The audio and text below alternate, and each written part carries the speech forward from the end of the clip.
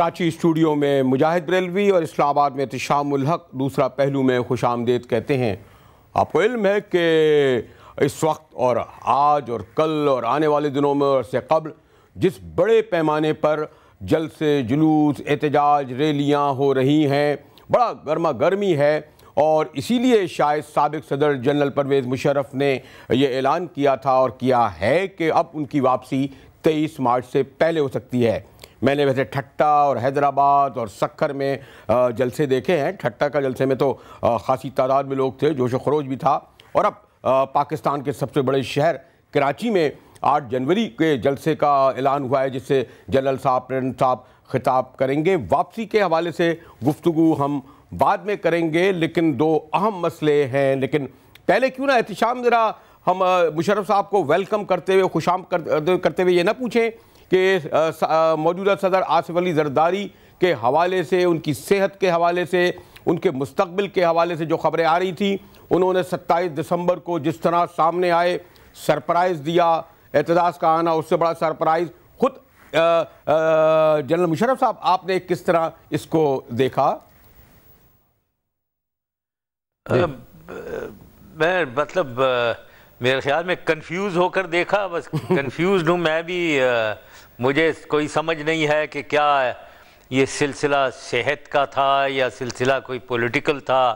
کوئی کچھ کہہ رہا ہے، کوئی کچھ کہہ رہا ہے، ہر طرف قیاس آرائیاں ہو رہی ہیں۔ تو اب اس میں مزید اور کنفیوژن نہیں ڈالنا چاہتا ہوں، مجھے معلوم نہیں ہے۔ میں بھی اتنا ہی کنفیوزڈ ہوں جتنا شاید آپ کنفیوزڈ ہیں۔ نہیں، میں اس لیے کہہ رہا تھا جنرل صاحب، میں نے تو خیر اس وقت جب لوگوں نے کہا تھا، میں نے کہا کہ جی زرداری صاحب کے بارے میں آپ کو علم ہے، کوئی پیشنگوئی کرنا مشکل ہوتا ہے۔ میں لندن میں تھا جب مذاکرات ہو رہے تھے آپ کے اور بینظیر صاحبہ کے، اور زرداری صاحب تھے نیو یارک میں، اور ایک بڑے سینئر جنرل سے کہا تھا جناب ان کی حالت اتنی خراب ہے کہ وہ نیو یارک سے لندن سفر نہیں کر سکتے۔ بہرحال ایک بہت اور محترم آدمی نے یہ کہا تھا نہیں جناب وہ پھر بھی آپ دیکھیے گا کسی وقت آ جائیں گے۔ تو اس لیے اس پس منظر میں نے یہ کہا تھا کہ ان کے بارے میں پیشنگوئی کرنا مشکل ہے، اور 27 دسمبر کو مجھے تو ابھی عمران خان کے جلسے میں بخار ہو گیا تھا، اگلے دن پروگرام کرنا مشکل ہو گیا۔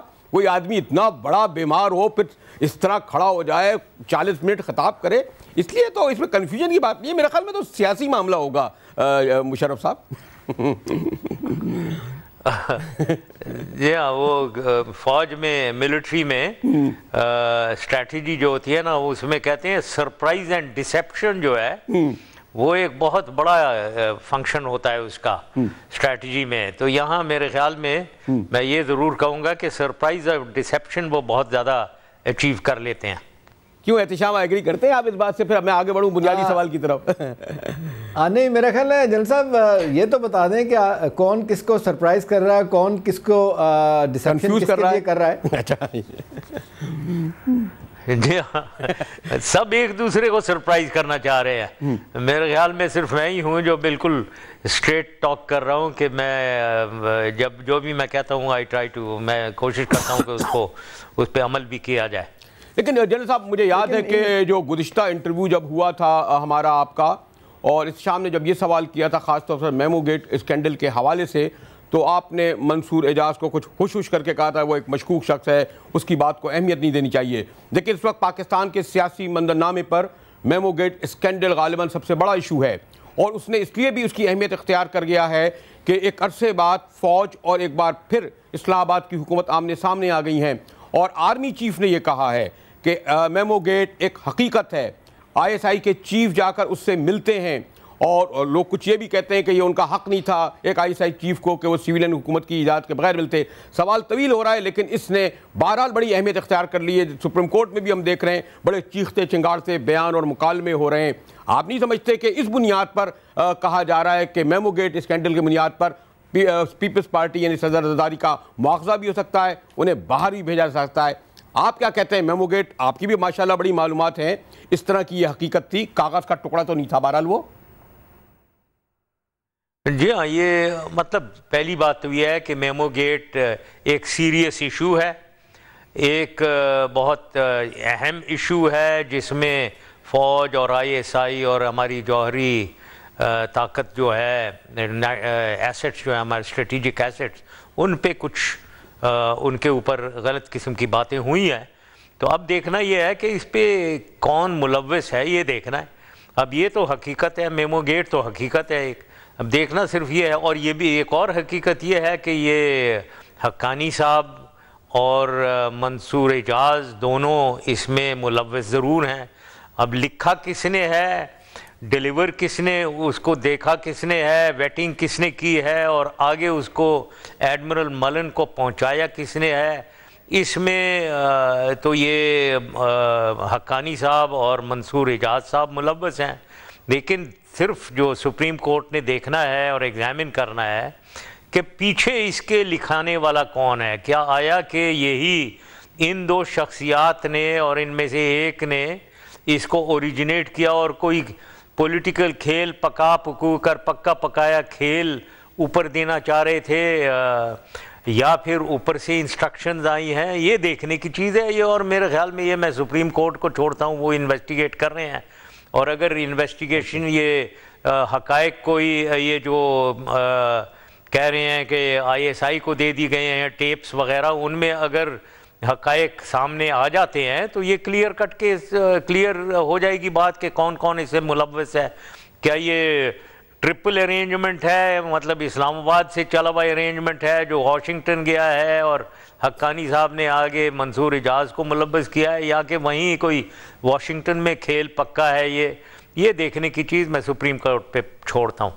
احتشام اوکے نہیں اسی پر بات ہوگی. نہیں اسی پر میں اسی کو میں آگے اس لیے بڑھانا چاہتا ہوں جنرل صاحب کہ پارلیمان وہ یہ کہتے ہیں سپریم کورٹ میں پیپلز پارٹی اور ان کے وکیل کہ جب پارلیمنٹ موجود ہے، پارلیمنٹ کمیٹی اس پر قائم ہو چکی ہے، سپریم کورٹ اس بات کی مجازی نہیں ہے، اس کے جوریڈکشن ہی میں نہیں آتی کہ وہ اس پر کرے. اور آپ اسی لیے ایسا لگتا ہے کہ ایک بار پھر جوڈیشری اور فوج یعنی اصل اسٹیبلشمنٹ مل کر ایک منتخب الیکٹڈ گورنمنٹ کو ہلانا چاہتے ہیں، گرانا چاہتے ہیں. اس وقت تو باقاعدہ کنفرنٹیشن کی صورتحال آ گئی ہے جنرل صاحب، جس کو کوئی اہمیت نہیں دی جا رہی تھی، اور ابھی بھی ان کا اصرار ہے کاغذ کا ٹکڑا ہے، کوئی حقیقت نہیں ہے، اور سپریم کورٹ تو سن ہی نہیں سکتا. اور فوج کا اس سے کیا تعلق ہو، کیوں اس میں پڑ رہی ہے؟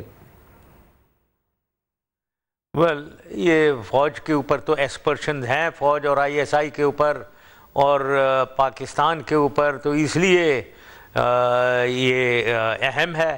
اب جہاں تک تعلق ہے یہ بالکل اب میں اس پہ کامنٹ نہیں کرنا چاہوں گا. یا میں ہمیشہ کہتا رہا ہوں یہ پلرز آف اسٹیٹ جو ہیں لیجسلیٹو اور جوڈیشل، یہ دونوں آپس میں لڑتے ہیں، آپس میں ڈیفرنٹ ڈائریکشن میں پل کر رہے ہیں. یہ ملک کے لیے بہت نقصان دہ ہے، یہ ہونا نہیں چاہیے. اب سپریم کورٹ نے کیس تو ایگزامن کر رہا ہے، وہ اب وہ اسمبلی میں آ گیا ہے، وہاں سے الگ ایک ڈائریکشن میں پل ہو رہا ہے.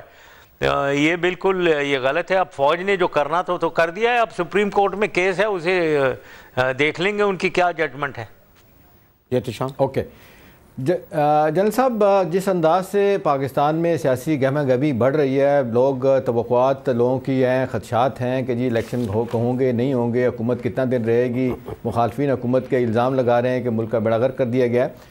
سوال آپ سے ڈائریکٹ یہ کہ آپ کا پہلے 23 مارچ کو آنے کا پلان تھا، اب آپ جنوری میں آ رہے ہیں، آپ کے مخالفین بھی اور آپ کے حمایتی بھی آپ کا انتظار کر رہے ہیں.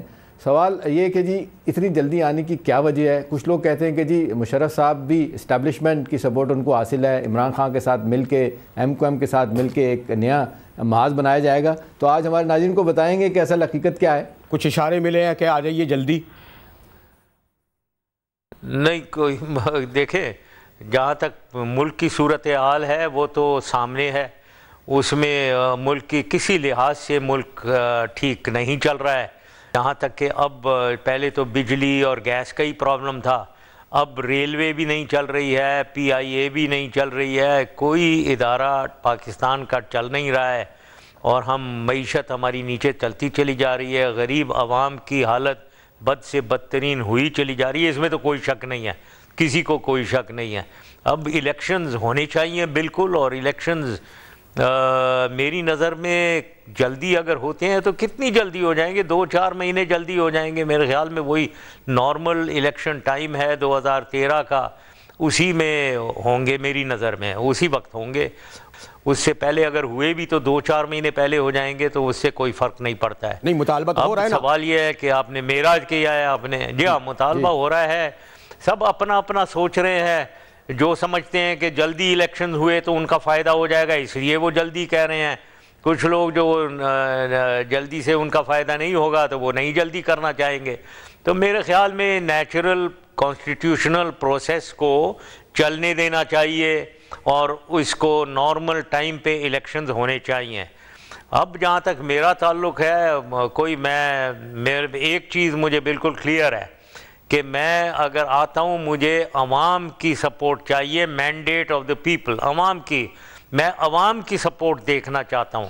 مجھے معلوم ہے کہ عوام کی سپورٹ ہے ضرور، لیکن اس کو میں کنسالیڈیٹ میں جب آؤں گا تو اسی وقت یہ ہوگا، اور میں کوئی کسی کی مدد اس سلسلے میں نہیں چاہتا ہوں۔ میں اپنی مدد آپ پہ اپنی میں دیکھنا چاہتا ہوں کہ میری سپورٹ کتنی ہے عوام میں، وہ میں دیکھوں گا، اور میں کسی اور سے مدد نہیں مانگ رہا ہوں۔ نہیں، احتشام نے سوال اس لیے کیا تھا نا پریزیڈنٹ صاحب کے پاسٹ میں، پرنٹ صاحب آپ کا ہوگا کسی کے ساتھ نا، مطلب جس انداز سے ذکر ہو رہا ہے عمران خان کے ساتھ رابطوں کا، ہمایوں گور کے حوالے سے آپ نے 2 پپیز بھی جو ہے نا وہ بھجوائے عمران خان کے لیے، اور عمران خان آپ کے بارے میں بالکل بات نہیں کر رہے، اس طرح عمران خان ایم کو ایم کے بارے میں بالکل نہیں بات کر رہے، تو اس سے لوگ انفر جنرل صاحب یہ کر رہے ہیں کہ شاید آئندہ کے سیٹ اپ میں آپ تینوں پارٹیوں کا، آپ تینوں لوگوں کا، الطاف صاحب کا، عمران خان، مشرف صاحب کا ایک بڑا اہم رول ہوگا، تو اس پہ کچھ بتائیے گا کہ اس میں کس حد تک صداقت ہے؟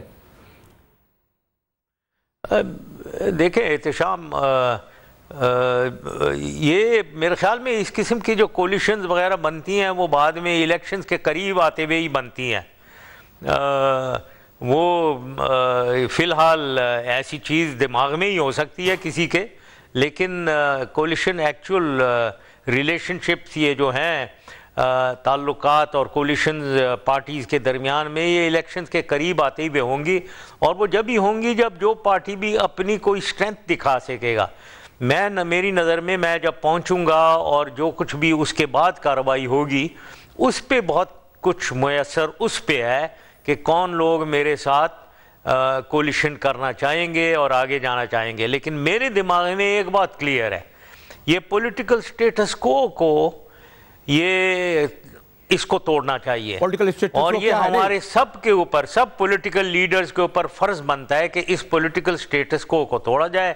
تو اس میں اگر کولیشنز کی ضرورت ہے وہ کولیشن ضرور بننی چاہیے، کہیں یہ نہ ہو کہ کولیشن نہ بنے اور لوگوں کو غلط فہمی ہو کہ ہم اکیلے آگے میجورٹی لے لیں گے اور پھر وہ پولیٹیکل سٹیٹس کو نہ ٹوٹے۔ یہ بہت غلطی ہوگی، پاکستان کے ساتھ زیادتی ہو جائے گی۔ نہیں، پولیٹیکل سٹیٹس کو آپ خود ہی تو میں کلیئر ہوں اپنے دماغ میں۔ جنرل صاحب آپ ہی تو کہہ رہے ہیں مثلا پولیٹیکل سٹیٹس کو کہاں ہے؟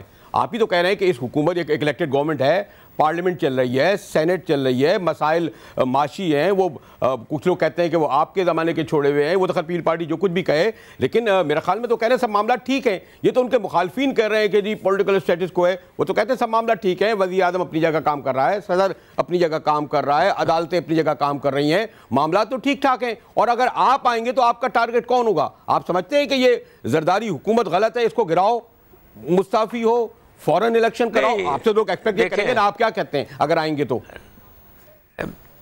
میں کہتا ہوں دیکھیں 4 سال تو گزر گئے تقریباً، اب اس میں کیا گرانا ورانا؟ میں سمجھتا ہوں کہ پولیٹیکل یہ جو ڈیموکریٹک ایکٹیویٹی اس کو نارمل پروسیس میں چلتے رہنا دینا چاہیے۔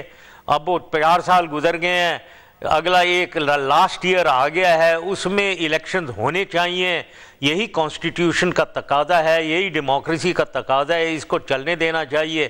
اور میں بالکل اس میں نہیں ہوں کہ جی پارٹیسپیٹ کروں کہ حکومت کو گرایا جائے، اور کوئی ضرورت نہیں، اب تو ٹائم اب ایسے ہی آ گیا ہے، حکومت نے گرنا ہے تو عوام کو گرانا چاہیے تھرو دیئر ووٹ۔ اپنے ووٹ کو استعمال کریں، صحیح پارٹی کو ووٹ ڈالیں، یہی میری اور پارٹیوں کو دیکھنا ہے کہ کہاں کولیشنز بنا کر پولیٹیکل سٹیٹس کو توڑیں۔ اس سلسلے کو ڈسٹرب کرنے کے حق میں نہیں ہوں۔ نہیں، میں ہم ابھی پھر بھی نہیں سمجھ پا رہے ہیں۔ بتائیے کہ جب آپ واپس آ رہے ہیں، جب آپ آ رہے ہیں تو آپ اس حوالے سے کوئی اپنے لیے کوئی مشکلات بھی دیکھتے ہیں، خاص طور پہ جو یہاں کیسز کی بات ہوتی ہے، بگٹی کا کیس، لال مسجد، بے نظیر صاحبہ کا، فوری طور پہ آپ دیکھتے ہیں کہ ایک طرف آپ سیاسی ایکٹیویٹی شروع کرنے کا پلان کیا ہوا آپ نے، آپ کی پارٹی نے جلسے جلوس کریں گے، اگر اسی اسنا میں آپ کو کیسوں میں کھینچا گیا، پکڑا گیا، چھوڑا گیا، اس طرح کی باتیں جس طرح کے لوگ یہاں پہ کر رہے ہیں، اس کے لیے بھی آپ نے ہوم ورک کر لیا کہ کہاں پہ آپ سمجھتے ہیں کہ زیادہ مشکل ہوگی، کہاں پہ نہیں ہوگی؟ جی ہاں، یہ بالکل ہوم ورک کر رہے ہیں. یہ ظاہر ہے یہ کیسز ہیں، ان کو کیسز کو کورٹ ہی میں لڑنا پڑے گا اور پولیٹیکل ایکٹیویٹی کو بھی جاری رکھنا پڑے گا. جتنے ہمارے پولیٹیشین ہیں اور ہماری پاکستان کے پولیٹیکل انوائرمنٹ میں تو میں نے دیکھا ہے کہ یہ ان سے میں اگزامپل لیتا ہوں، یہ ہمارے جتنے بھی لوگ ہیں یہ سب ان کے ساتھ یہی ہوتا رہا ہے. یہ اندر باہر ہوتے رہے ہیں کیسز کے، اور سب یہ ایک دوسرے کے اوپر کیسز ڈالتے ہیں جب گورنمنٹ چینج ہوتی ہے. تو انفارچونیٹلی یہ، لیکن میرے دل میں ایک چیز کی یقین ہے کہ یہ کیسز سارے ککڈ اپ کیسز ہیں، ایک پولیٹیکلی موٹیویٹڈ کیسز ہیں. تو میں دل اور دماغ میں کلیئر ہوں کہ یہ کیس کوئی بھی اس کا وجود نہیں ہے میرے خلاف. اس لیے جب مجھے اس میں کانفیڈنس ہے، میں انشاءاللہ تعالیٰ واپس آؤں گا اور یہ کیسز کو کورٹس میں لڑوں گا اور انشاءاللہ تعالیٰ کامیاب ہوں گا. ساتھ ساتھ پولیٹیکل ایکٹیویٹی بھی چلے گی. اب دیکھتے ہیں، اللہ تعالیٰ پہ چھوڑتے ہیں کیا ہوتا ہے، دیکھتے ہیں. نہیں، لیکن جیسے میں ایک خاص کیس کی ذکر کرتا ہوں، کیونکہ وہ اکبر بگٹی کا کیس جس کو ذرا زیادہ کہتے ہیں کہ جناب آپ نے خود آرڈر دیا، کیونکہ وہ غداری کر رہا تھا، باغی ہو رہا تھا، ہتھیار اٹھا لیے تھے، وہ ہمارے نوجوان مار رہا تھا تو کوئی چارہ نہیں تھا. تو اس کیس کے بارے میں کہتے ہیں کہ نہیں، آن ریکارڈ آپ نے اس طرح کہتے تھے کہ یہ بالکل درست جائز فیصلہ تھا. دیکھیں، وہ کوئی بالکل ایسی بات نہیں ہے. پہلی چیز تو یہ ہے وہ مارا کس نے. میں تو سمجھتا ہوں کہ انہوں نے اپنے آپ کو ایک سوئسائڈ کمٹ کیا ہے. انہوں نے اندر غار کے اندر پتہ بھی نہیں ہے کیا ہوا ہے، ان کے مارنے کا تو انٹینشن بھی نہیں تھا. وہاں وہ 4-5 آفیسر میرے خیال گئے ہیں، اندر شہید ہوئے ہیں. اگر ان کو مارنے کا انٹینشن ہوتا تو 5 آفیسر کبھی بھی اندر نہ جاتے اس غار کے اندر. وہ ان کو میرے خیال میں نکالنے کے لیے گئے ہیں کہ جی آپ آ جائیں باہر. انہوں نے خود نے کوئی ایکسپلوسیو لگائے ہوئے تھے، انہوں نے اس کو اڑایا ہے یا راکٹس فائر کیے ہیں، اس کی وجہ سے وہ پورا غار جو ہے وہ کولیپس ہو گیا. اس میں 5 آفیسر بھی شہید ہوئے ہیں. تو پہلی چیز تو یہ ہے کہ ان کو کسی نے نہیں مارا، انہوں نے اپنے آپ کو شاید خود مارا. دوسری چیز یہ ہے کہ رسپانسبلٹی. اب دیکھیں، جو فوج کو سمجھتا ہے، جو ان ایکشنز کو سمجھتا ہے، پریزیڈنٹ ایوان صدر میں بیٹھا ہوا کوئی انسٹرکشنز نہیں دیتا. فیلڈ میں جو پہاڑوں میں اگر کوئی فرنٹیئر کور کی بٹالین کوئی کام کر رہی ہے، اس کو کوئی ایوان صدر سے انسٹرکشنز جانی ہے. اب یہ کس کو نہیں سمجھ ہے. وہاں ایک انہوں نے محاذ آرائی کی ہوئی تھی بگٹی صاحب نے خود نے، جہاں وہ پائلونز کو اڑا رہے تھے، گیس پائپ لائنز اڑا رہے تھے، سوئی انسٹالیشن پہ 500 راکٹیں فائر کر رہے تھے. تو یہ تو انہوں نے خود، اس کے بعد وہ فرنٹیئر کور سے انہوں نے خود نے ایک ان کا سامنا کیا. ان چیک پوسٹ لگا کر ان کو جانے نہیں دے رہے ہیں، پہاڑوں کو آکیپائی کر کے ان کے گیرزن پہ راکٹ مار رہے ہیں. تو وہ تو پھر انہوں نے پھر جنگ شروع ہو گئی ان کے آپس میں. اور آپس میں جب جنگ شروع ہوئی ہے، اس کی کلمینیشن یہ ہوئی کہ وہ غار میں یہی جو میں نے بتایا ہے. تو اب اس میں ایوان صدر سے کون سی انسٹرکشن جانی ہے؟ وہ تو سامنے سارا کچھ ادھر ڈیرہ بگٹی میں ہو رہا ہے ایٹ بالکل لوور لیول پہ، اور ایک حکومتی نظام چل رہا ہے جس میں ڈسٹرکٹ بھی ہے، جس میں فرنٹیئر کور ہے، جس میں آرمی ہے، جس میں پروونس ہے، جس میں سینٹر کی انٹیریئر منسٹری ہے، جس میں پرائم منسٹر ہے. پریزیڈنٹ کی کوئی کدھر سے معاملہ شروع ہوا، کہاں سے آیا؟ یہ ساری ایک پولیٹیسائز کیسز ہیں.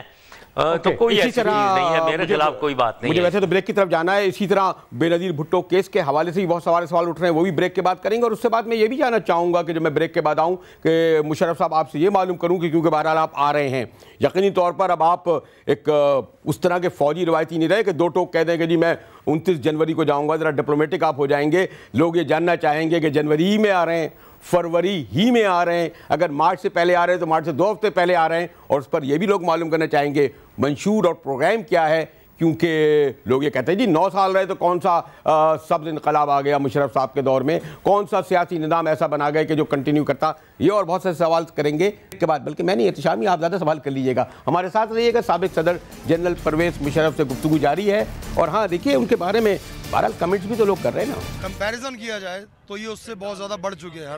ہر لحاظ سے ایک عام آدمی کے لیے انہوں نے زندگی تنگ کر دی ہے. مشرف حکومت اور اس حکومت کا مقابلہ کرنا کسی طور پہ ممکن نہیں ہے، کیونکہ مشرف حکومت ایک آمر کی حکومت تھی، یہ جمہوری حکومت ہے. तो जमहूरियत में आवाम को समर मिलता है जो कि हमें नहीं मिल रहा। मुशर्रफ की हुकूमत या इस हुकूमत, एक्चुअली ये दोनों का चोली दामन का साथ है। सिर्फ मेरे लिए तो इमरान खान ही बेस्ट है। से तो कई दर्जे बेहतर थी, इतनी करप्शन तो उसके दौर में भी नहीं था जो इस गवर्नमेंट कर रही है। आज की जो हुकूमत है ये उसी की पॉलिसी से चल रही है।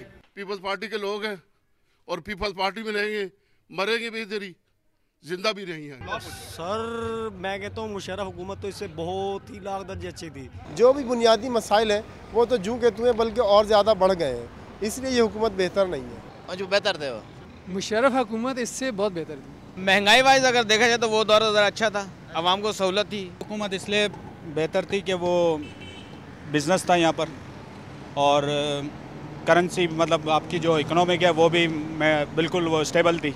मुशर्रफ की हुकूमत बहुत अच्छी थी और बहुत अच्छा दौर मुशर्रफ ने 5 साल गुजारा है।